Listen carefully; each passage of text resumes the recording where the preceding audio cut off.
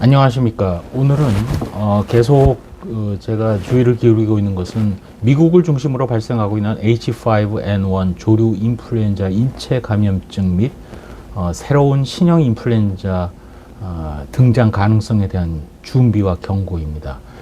마침 약 하루 전 세계보건기구에서 이제야 본격적으로 H5N1 유행에 대한 위험성에 대해서 강력하게 경고를 하고 나섰습니다. 우리 사스 때도 총괄을 했던 역학자이죠. 닥터 마리아 판 커크호브가 경고를 했습니다. H5N1의 전 세계적인 유행 가능성을 경고를 했고, 그래서 각국에 대해서 어떠한 경고를 내렸냐면은, 권고를 내렸냐면은 조금 더 강력한 전 세계적인 감시 체계를 동물에 대해서 시행을 하고, 동시에 인체에 대한 전파 가능성에 대해서도 예방 조치가 필요하다. 왜냐하면 지금 북미를 중심으로 해서 캐나다에서 한 건, 미국에서 두 건의 감염 경로가 불분명한 인체 감염증이 발생을 했고, 더군다나 소아를 중심으로 발생을 했습니다. 소아 청소년. 캐나다의 경우에는 티네이저라고 하는데요. 아마 10대 청소년인 것 같은데, 바이러스를 분리해서 유전자 분석을 한 결과 인체 감염이 점점 더 효율성이 높아지는 유전자의 변형을 지금 확인했다는 보도가 언론을 통해서 나오고 있습니다. 현재 지난 3월, 금년 3월입니다. 텍사스주를 중심으로 해서 가축을 중심으로 등장한 H5N1 바이러스의 전파는 미국의 경우 현재 15개 주에서 발생을 하고 있습니다.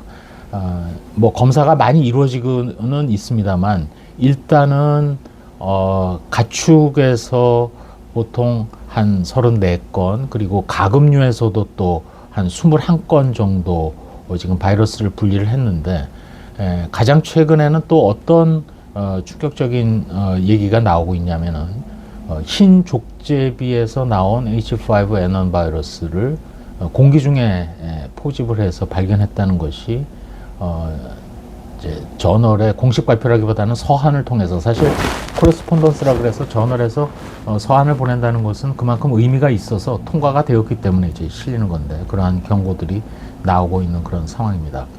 여러분, 우리가 이제 코로나19를 경험을 했습니다만, 제가 코로나19 방역을 할 때에도 그 책에 이제 기록을 했었는데, 과거 질병관리본부 시절에 방역과정을 하면서 그때 제가 모시던 김문식 질병관리본부장한테 배우고 듣고 한 것은, 우리가 제일 준비를 철저하게 해야 되는 것은 사실은 노블 인플루엔자, 신형 인플루엔자다.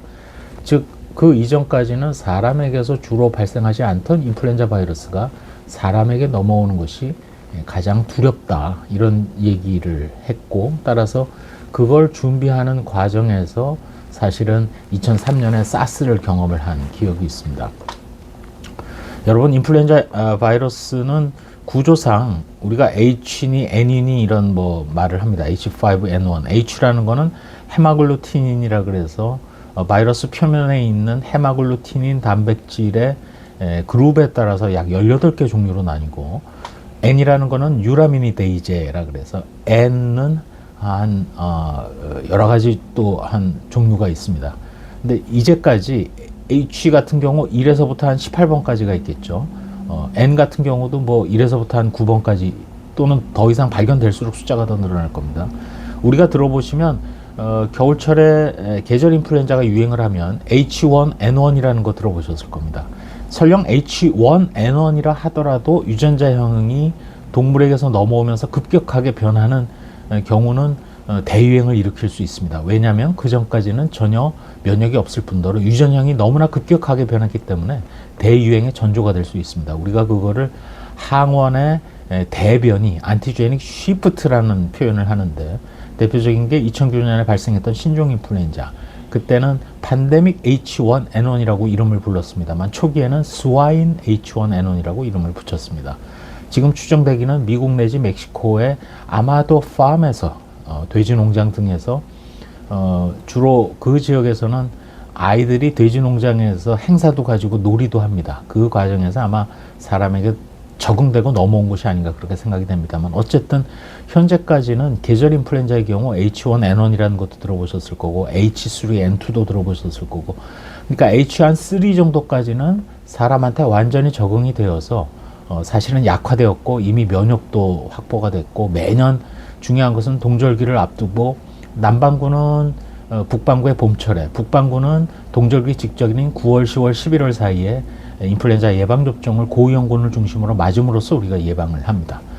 그렇지만 느닷없이 H5, 이거는 그전까지는 사람에게서는 우연히 감염을 일으키는 것 말고는 전혀 감염을 일으킨 적이 없습니다. 그렇지만 지금처럼 너무나 많은 가축, 가금류, 또 여러 이유로 사람에게 전파가 야금야금 시작이 되고, 더군다나 북반구의 경우에는 계절 인플루엔자 바이러스도 유행을 막 하려는 시기입니다. 한 사람이 동시에 두 가지의 감염이 되어서 만약 리컴비네이션이 확률적으로 낮습니다만 일어난다 손 치고, 그래서 사람에서 사람으로 효율적인 전파가 이루어지는 그 시기가 오면 이제는 H5에 의한 인플루엔자 대유행이 시작되는 것입니다. 2009년 미국에서 시작된 신종 인플루엔자, 팬데믹 인플루엔자에 이어서 2024년에 시작되는 H5의 대유행이 도래할지도 모릅니다. 이미 몇 달이 지났습니다만 핀란드 정부에서는 H5 유행에 대비해서 국민들을 대상으로 예방접종도 시행한 최초의 국가입니다. 지금 이런 일들이 우리가 살고 있는 이 지구에서 벌어지고 있습니다.